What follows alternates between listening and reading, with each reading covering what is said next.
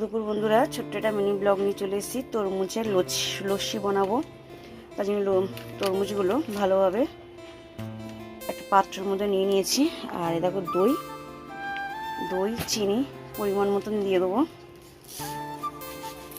কম দেবো, বেশি দেবো না। আর দিয়ে দেবো দই,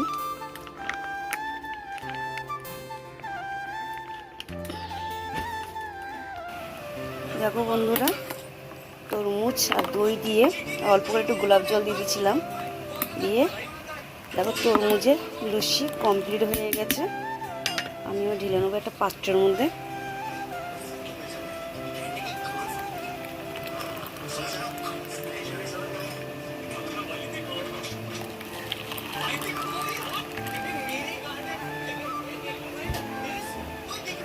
দেখো বন্ধুরা, তরমুজ দিয়ে দই দিয়ে তরমুজের লস্যি